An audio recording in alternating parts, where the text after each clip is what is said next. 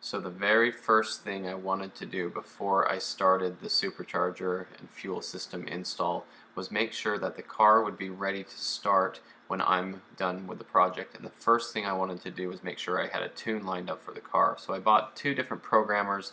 The ITSX is really neat. This one plugs in under the dash like into the OBD2 just like a normal tuner would, but it's also Bluetooth.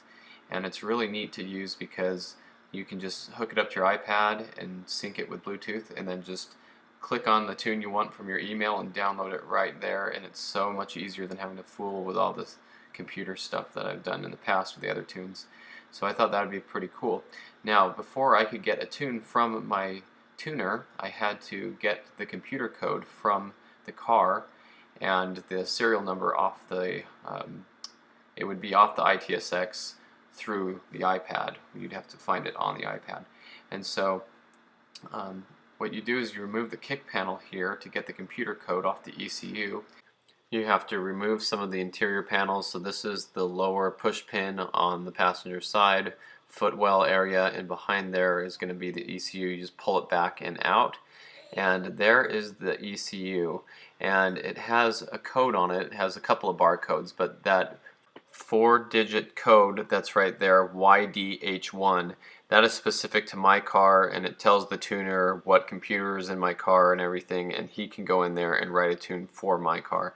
And so the next item of business was clearancing the back of the supercharger. So this is the back of the VMP supercharger that I have, and mine is brand new in the box, but I bought it from a friend. It was never used before, and so it had 0 runtime, but it was an earlier model. So at the very base of the back of the supercharger here, you can see this little area with the hole in the middle.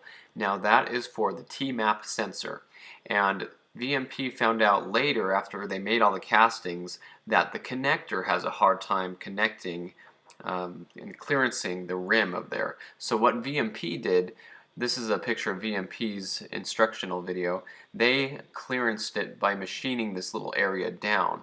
So the sensor goes on like this, and you can see where the harness side of the car would click onto the back of there, and the plug just won't quite go underneath because it doesn't have the little indentation there. So some people just put 2 washers where the bolts go in on each side, but I decided I'd rather just go ahead and clearance it so that it plugs right in and the sensor's deep enough and everything. So right here is where I needed to clearance it, and it was kind of tricky with a grinding wheel. I'm sure fabricators would say there's better ways to do this, but I just went ahead and did it this way.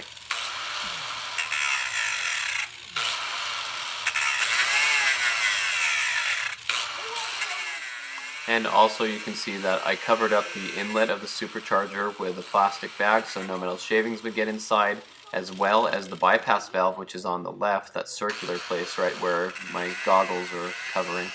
And any area that could get in. I also put the blower flat on those microfiber towels, and the weight of the blower held it down so it was nice and clear and no metal shavings got in. Then I took it inside and blew it off.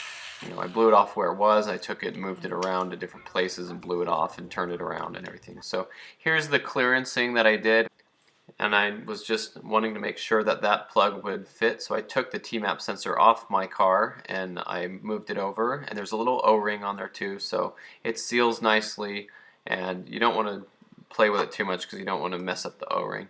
And so next thing I did was contact my tuner and told him that I needed the bass tune, and he went ahead and charged me for half down for the dyno tune to give me the bass tune so I could start it up.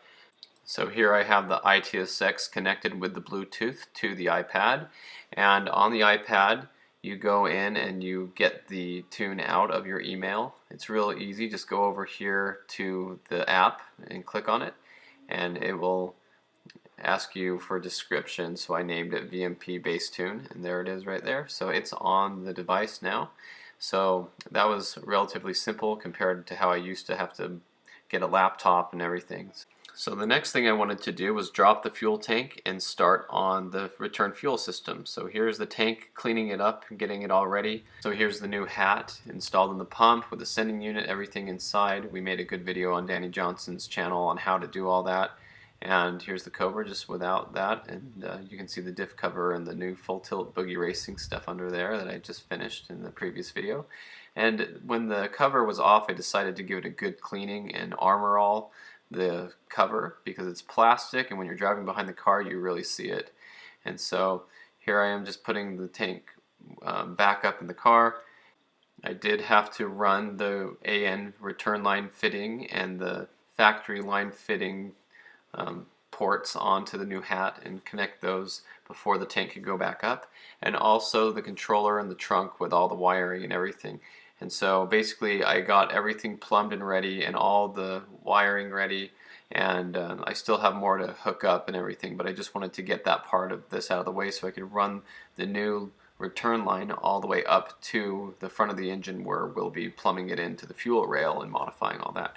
So here's the Eaton, and it's about to come off the car, and I decided to go ahead and prop the hood straight up and use a microfiber towel around it so I won't scratch it or anything, and hook a ratchet tie down into the receiver of the hood latch area there, and then that strap goes up to my garage door opener where it's anchored nicely just to hold the hood up high. I did try to initially take the hood off, but it started to take the studs out with the nuts, and I just didn't want to mess up the hood, and so I had the hood set up this way so there's plenty of light under there and it's up enough. So next I got some masking tape, and I would just wrap it around each connection and each wire, each hose, and label them nicely so that when I'm putting it all back together I remember what everything is. I'm pretty sure I can remember what it all was, but I didn't want to get anything mixed up. And on the back of the supercharger, it's really important to keep these vacuum lines in order because the top one is for normal vacuum, the bottom vacuum line is for boosted vacuum, and so those lines are the ones that have the red hard vacuum line that go to them, and then the one that's actually farther up on the screen, it's actually to the left of the top one. If you're looking at the back of the blower, that's actually the PCV valve, and it connects to the catch can or the PCV system, and so that actually will be in line with the new blower, pretty close, but it is a little bit different, but they are in order from top to bottom. And so Danny Johnson came over and helped me. We got everything unbolted, and you can see I added some masking tape there to the fenders to keep things clean. But getting the supercharger off was a little more difficult than we anticipated because we were pulling it all out as one assembly at the beginning. That's how a lot of other people do. But what we didn't know was at the very bottom of the lower intake manifold on the supercharger, there was an aftermarket plumbed fitting, a metal 90 for the PCV system, and so it would get caught. It was kind of difficult to get, so we struggled with that for a little bit, and then we decided to go ahead and separate the supercharger from the intercooler, which you have to do by raising the nose of the supercharger and taking off the water block. So after we got that all disconnected and ready to go, we also sucked all the water out of the intercooler system with the shop vac to make sure no water would get down into the cylinder heads or anywhere. And so here's the blower finally coming off. And so here's a little bit of cleanup. I wanted to clean up the cylinder head area, and on these cars when you look in the engine bay there are some little tight areas that are really hard to clean. So I wanted to get those cleaned up while it was off, and you can see I added the blue masking tape to the cylinder heads where the ports are to make sure nothing falls down in there. And next was to inspect and look at the intercooler. So the intercooler sits underneath the supercharger. This is the intercooler. You can see it has fins on it like a radiator would, and it looks like it's in great shape. I expected this to be covered in oil because that's usually how they are with the PCV system. For example, this is someone else's intercooler coming off of their Cobra that had less miles than mine did on it, and look how dirty it was. They had to take it and clean it. This is all oil buildup from the PCV system. But in this case the catch can has been doing well since the previous owner had installed the ported Eaton supercharger, and so then I just took a lot of time cleaning it up and making sure everything looked good and unbolting the intercooler block from the bottom of the supercharger. And so now we moved it over to the new supercharger, and there's footage of this on Danny Johnson's channel. He recorded me as I did all those things, so you can watch more of the in-depth detail of all this. But I attached the new supercharger to the intercooler block with RTV, torqued all those little brand new intercooler to blower bolts to spec with red Loctite.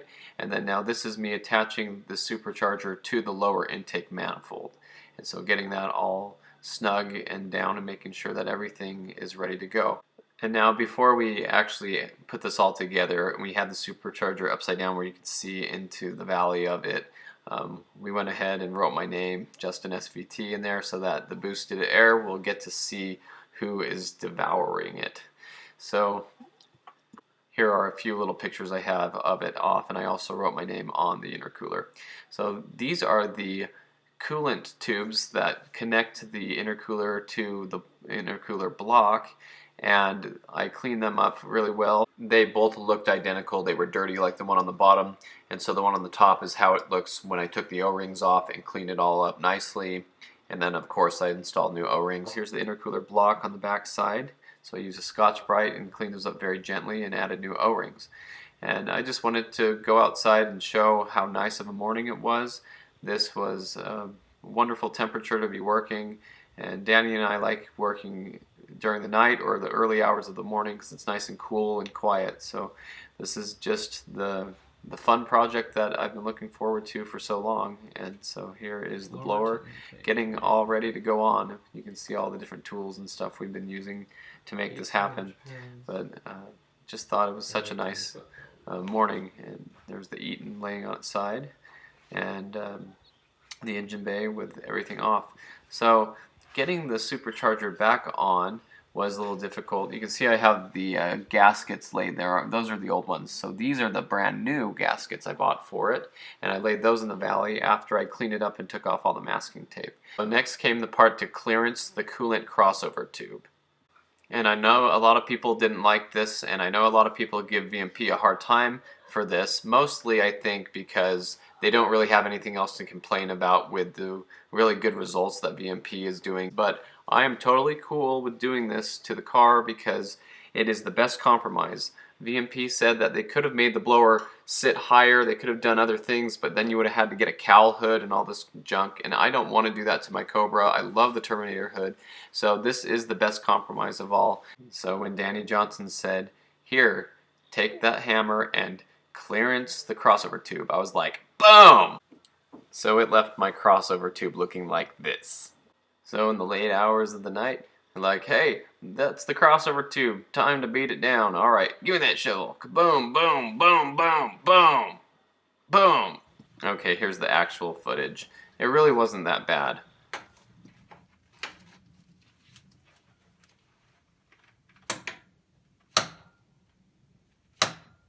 So now it came time to test fitting the supercharger and everything in there, make sure that the clearance was good. At this time the clearance was rubbing right against the side of the casing, so it wasn't perfect, and it was kind of difficult to get all this in there and out a few times. I wish I would have just clearanced it a little bit more. I was trying to not pound it as much as I didn't have to. But here it was a little bit difficult to get it in and out without damaging anything, so you'll see what it was really like.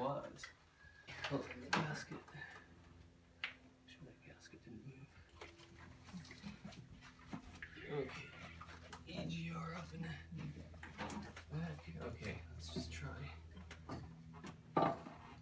Give that red tag if you can. Watch those injector trips. Okay, so we're going down in. You need the EGR.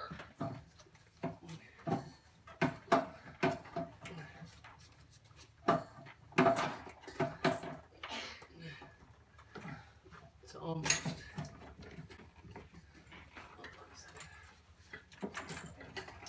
Watch that injector plug. There we go. There. Okay. Okay, we're getting there. We're getting there, but the back is just pull that EGR back, we gotta get over the bypass it's valve. gonna be under it like that. Okay. Yeah, you're right though. Maybe it needs to. Okay, hold on. We're getting the very, very back where that nub is on the. It needs to go like this. Yeah, because we've got to get it underneath. You ready? Yeah. There you go. Okay. I think we're on. I think we're on. There's the blower is just barely riding on the crossover. It might be clearance enough to should have fit a sheet of paper. I think we're down. Yeah, if it went in the back as soon as I went over that harness. So we got it all in and got it to where we felt pretty good about it, but then I noticed something that made me really upset. I was very careful with this supercharger every time I handled it. I was very careful of the bypass valve, but if you watch the video you'll see it only took one split second when we were moving it in and it cracked the nipple off the vacuum port of the bypass valve. Here's a little replay. Listen to this.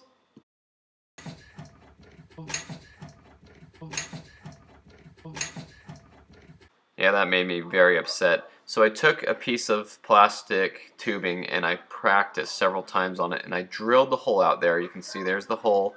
Made sure to put microfibers down so little plastic shavings didn't get anywhere. And Danny Johnson gave me a perfect little vacuum barb that I put a thin layer of RTV around, and with the hole drilled to just the right size that I could squeeze it in, it took up the first barb and it siliconed it around. And so that's the result here. I know the camera goes in and out of focus here, but this is basically how it looks now with a nice hard vacuum line that goes into it, and it seems to be sealed just right. So for now, this is what I did. If I have to, I'll just have to buy another bypass valve, but that made me pretty upset. So that sealed up pretty well. You can see it goes all the way around, made a nice little bead as it entered, and it was a very tight fit. It tightly went in and clicked into the first barbed area there. Then the next big problem that I ran into was I noticed that there was a little coolant underneath the car, and I looked all over. I looked to make sure I didn't knock a coolant line off the back by the firewall, and it did turn out that the coolant crossover, where we had modified it in the base, it had altered the angle of it in the base just enough that it would drizzle a little coolant out. And I do have an extra crossover that I considered using, but I didn't want to do this, but I ended up having to remove the coolant crossover off of the car. And now the problem with this was I'd have to lift up the blower to do it, and I didn't want to pull the coolant crossover out and have coolant fill the heads of the car. So I shop vacuumed all the coolant out of the top of the crossover at the crossover fill area, which I was lucky to get off. And once the coolant level was low enough, I very gently removed the coolant crossover. And I wanted to clearance it some more, so I did. And this time I used a heat gun, and I heated up the area that I was going to pound with a hammer, and I got that to mold a lot softer and better that way. And while it was off, I replaced all the O-rings on the bottom of each side where it goes into the heads, as well as the center area where the two pieces meet together. So I'll show you with this extra crossover tube. It comes off the car like this, and what I did was I turned it upside down and I replaced the O-rings, which are right here on each side. There's one on each side. I'll try to get this to focus here. And right above that, right in this area, I put a nice bead of RTV all the way around so that it wouldn't compromise the seal, but if anything got past the seal, it would keep it in. And there were also two O-rings in here I replaced.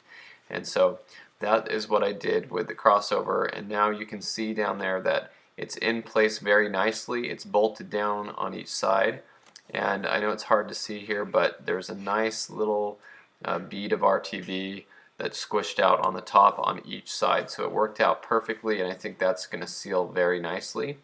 And I did use those little bolts that anchor the crossover tube to the heads.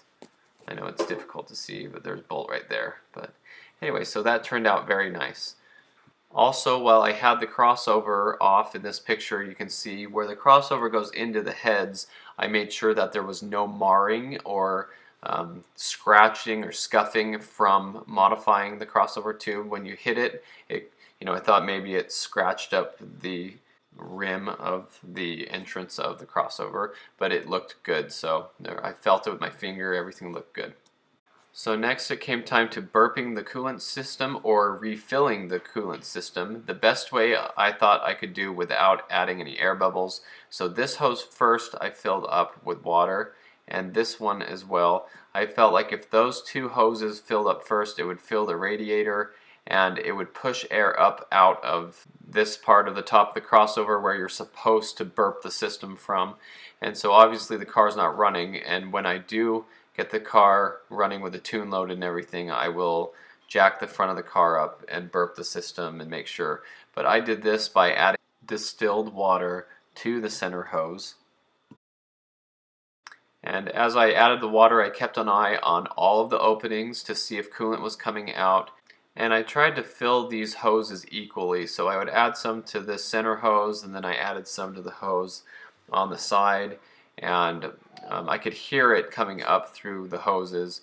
And then I made sure to go ahead and add some to the actual reservoir tank. And so by pouring it in here, the coolant level will rise in the rest of the car. And now it does have to travel through the thermostat, which is closed in some areas. So some areas will block and fill faster than others. But as you can see here, I was filling up the center hose, and then I could hear it starting to come out of the lower left hose and just started to drain onto the ground. So I made sure to put that hose on quickly, as well as the hose on the left when I could see some coolant and distilled water coming out of it. So that was how I did my Mach 1s, and I haven't had any overheating problems with them. And then on these cars, you're supposed to fill it here at the burping opening at the top. And on the Mach 1s, I couldn't get this off. It was just stripped out and hard to get a socket in there. It uses like the square tip of a small ratchet to open. And on this car, luckily I got it off, so I could fill this up, and I could see that I was getting water all the way to the top. I also could see that the water was traveling to the heads and towards the back of the engine. And so I don't believe there are any air bubbles in there, but when I get the car running, I'll burp the system like you should. And I also elevated the car to get that fill area for the crossover in the highest point possible. I think it already was there, but I went ahead and did that. So now you can see there's water in there, and it looked pretty good. So that's the update so far on the car and the blower swap. I'm taking my time with it. It is going a little slower than I thought it would. I didn't expect to have the couple hiccups that I did, but we can all learn from my mistakes. Also, something to be aware of is I put the lower intake manifold bolts in, and I snugged them down, and I'm glad I did that. And then I looked for the torque specs, because the torque spec on the lower intake manifold 2-cylinder head is 5 foot-pounds. It's like 89 inch-pounds. So be very careful if you do this with your car. Do not snap those bolts off or strip them. And those are the bolts that go from the lower intake manifold to the cylinder heads. They're very, very, very light torque tolerances.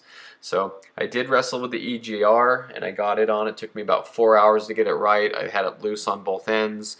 The studs didn't quite work for me that the VMP kit comes with, and so I used the original hardware with some spacers and got that all good. But anyway, I have some more stuff to do to the car, so stay tuned, and we'll have more of this project going on, and thanks for watching.